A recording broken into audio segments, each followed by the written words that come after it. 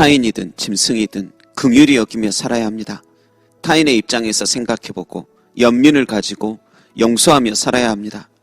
그런데 세상은 점점 날이 갈수록 사소한 일도 용서치 않아 거창한 일로 커져가고 그 일로 더 큰 괴로움을 만들어갈 때가 많습니다. 디모데후서 3장에 말세가 되어갈수록 무정하며 원통함을 풀지 아니하며 모함하며 절제하지 못하며 사나우며 선한 것을 좋아하지 아니한다 말씀하듯이 정말 갈수록 서로 간의 원통함도 풀지 않고 사납고 모함하고 절제하지 못하여 피차가 고통스러운 시대가 오는 것 같습니다. 그래서 말세에 고통하는 때라고 말하나 봅니다. 물론 때로는 용서하고 긍휼히 여기기보다 냉철하고 단호하게 행동해야 할 때도 있을 것입니다. 사람의 잘잘못을 떠나서 큰 책임을 져야 하는 상황이 되어 반드시 수습해야 하고 정정하고 바로 잡아야 하는 상황들이 살다 보면 제법 많기 때문입니다. 그때는 용서라는 변명으로 피해버리는 것이 아닌 정확히 바라보고 현실에 맞대응하며 더 꼬여버리고 엉망될 수도 있는 매듭들을 서로의 미래를 위해서 하나라도 더 꼼꼼하게 인내심을 가지고 풀어야 할 것입니다. 그러나 그러한 것들이 아니라면 빠른 긍휼이 더욱 우리에게 필요합니다. 그 긍휼과 용서의 씨앗이 뿌려진 심령에는 복된 은혜의 열매들이 반드시 맺게 될 것이기 때문입니다.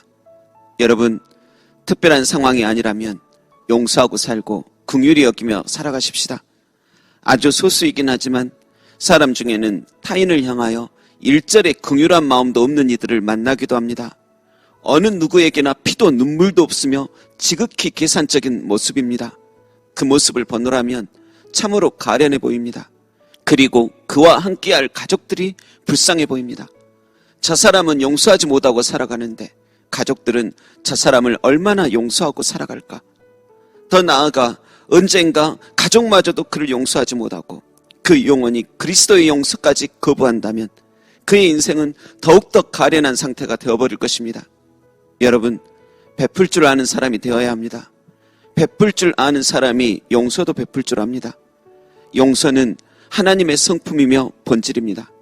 긍휼한 마음을 가지고 살 때 우리는 더욱 거룩함으로 나아가며 우리가 우리에게 죄 지은 자를 용서할 때 하나님의 용서도 우리의 삶에 임합니다. 우리가 그리스도인이 되었다라는 것이 무엇입니까? 하나님의 용서를 믿었다는 것이며 그 긍휼 어린 사랑을 받아들였다는 뜻입니다. 그렇다면 우리가 하나님의 용서를 믿었고 그 긍휼을 받아들인 자라면 우리도 용서하며 살고 사람이건 짐승이건 긍휼히 여기며 사는 게 당연하고 마땅합니다. 용서와 긍휼 속에 살아가는 자는 그도 하나님의 자비와 은혜 가운데 살게 될 것입니다. 여러분, 사랑받고 용서받은 자처럼 복받은 자 없습니다. 당신도 사랑받고 용서받은 자처럼 사랑해주고 용서하며 살아가시길 바랍니다. 잠언 19장 11절에는 노하기를 더디하는 것이 사람의 슬기요 허물을 용서하는 것이 자기의 영광이니라 말씀하셨듯이 우리에게도 넘치는 슬기와 영광이 있기를 소망합니다. 그곳에 성령님 임재하시고 평화가 임할 것입니다. 다만 로마서 12장 18절에 할 수 있거든 너희로서는 모든 사람과 더불어 평화하라 핍박하는 자를 축복하라 하셨듯이 용서할 수 없는데 무조건 용서하라는 것 아닌 할 수 있거든 용서하십시오. 지금은 용서가 안 됩니다. 충분히 그럴 수 있습니다. 그러나 조금이라도 용서를 할 수 있는 힘이 생기거든 용서하십시오. 그 마음 계속 분노와 슬픔, 스트레스 속에 살아가시면 자신만 너무 손해지 않습니까? 아무쪼록 오늘도 당신 마음에 그리스도의 평강이 임하길 바라고 은총이 가득하길 주님의 이름으로 축원합니다. 기도하겠습니다. 용서하지 않는 사람들 틈에서 살다 보니 때로 나 자신도 용서가 안 될 때가 있습니다. 미운 사람들을 자꾸 마주치다 보니 마음의 색깔도 미움으로 물들어버린 것 같습니다. 성령님, 우리 마음에 임재하시어 마음의 색깔을 평화로 바꾸어 주소서. 따뜻한 용서와 긍휼이 우리 영혼에 견고히 장착되어 다양한 삶 속 여러 가지 감정에 노출되어 아프지 않게 하소서. 감사드리며 날 용서하시고 긍휼히 여기시어 십자가 지신 예수님의 이름으로 기도합니다. 아멘.